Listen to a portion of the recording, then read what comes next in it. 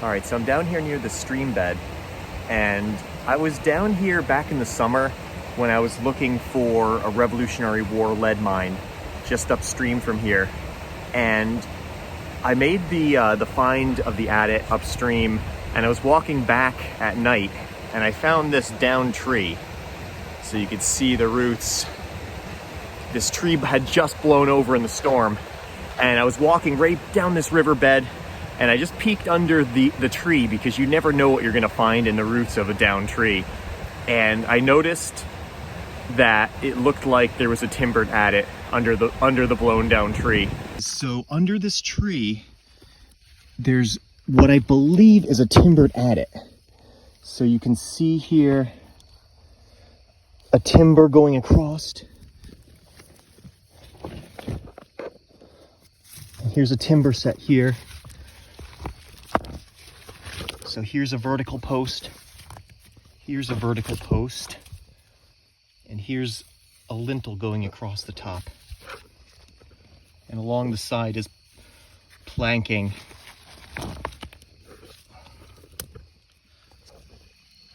Always look under down trees.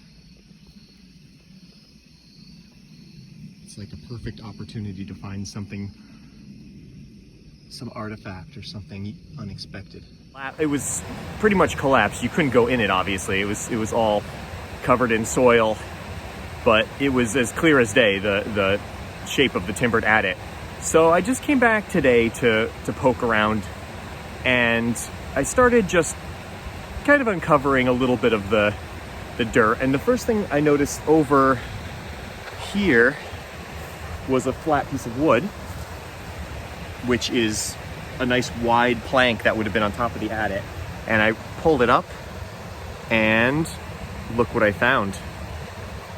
It's exactly like the ventilation pipe that I found in the Manchester mine that we sent the ROV down. It's a square box made out of planks, and I was even able to spot where there's nails holding it together. It's definitely a ventilation pipe that was part of this collapsed adit, just going straight into the dirt. So, first of all, the fact that there's a ventilation pipe means that there's a pretty good sized mine right there. And I know that this mine was extremely extensive because it was worked before the Revolutionary War by a wealthy investor, Samson Simpson, and a British army colonel who commanded some British miners that were working this riverbed for silver, and it was confiscated during the Revolutionary War. So I mean, this is a big mine. There was a lot of lead removed from it, lead and silver. So, and this ventilation pipe proves that if it was big enough to need ventilation, you know, this is definitely something worth trying to find. So let's take a closer look at this thing. This is really interesting. And I may not have even realized what it was if I didn't do that ROV run in the copper mine just a few months back. So let's take a closer look. So it's a box. You can see this rust mark here is probably a nail fastening it together. So first of all, here's the flat plank that I uncovered. It looks like pine because you can see the way the knot is there. So probably pine. There's another plank right there. So when I pulled this up, that's when I saw the box shape of the ventilation pipe. So let's actually take a look in.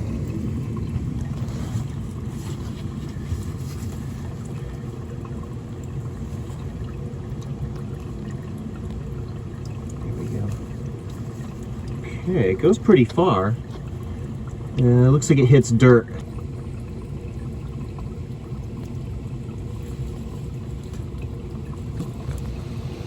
So you can see it's definitely a box, and it definitely goes into the hillside. So, and it's under this down tree.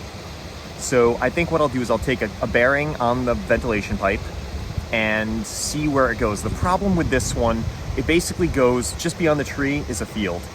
there's nothing that I could use as a place to dig. If there was just a little bit of bedrock showing, I could just start going down until I hit the adit, but there's nothing like that. It's just a gentle hill. It would be pretty difficult to just dig in some random place and expect to find something. So let me take a compass bearing off this and see where that leads.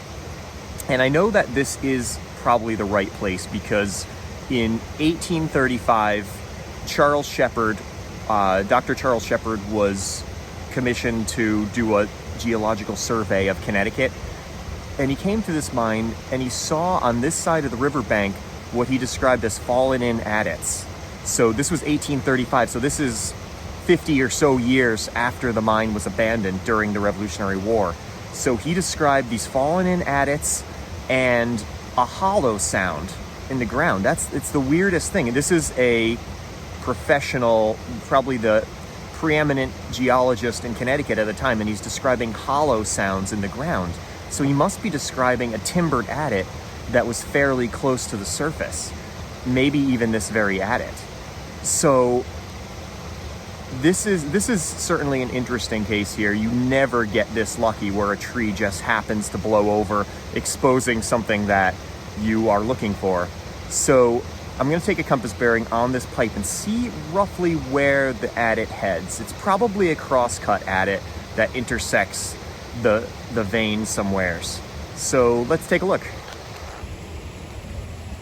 Okay, so what we'll do is we'll just take the compass and we'll just put it up against the side so that we are taking a bearing on the pipe.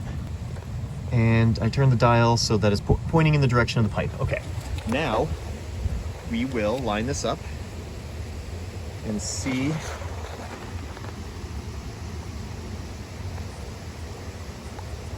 roughly where we want to go here. So, okay, I'll go to the other side of the stump and I'll take another bearing from the other side. So roughly in the middle of that stump where there's like a little V, because we got to be dead on. I'll go to the other side, take another bearing, see roughly where that leads, and decide what to do. So that's the end of this video, and I'll see what we're gonna do next. I'm not really sure, but hopefully we'll find something interesting.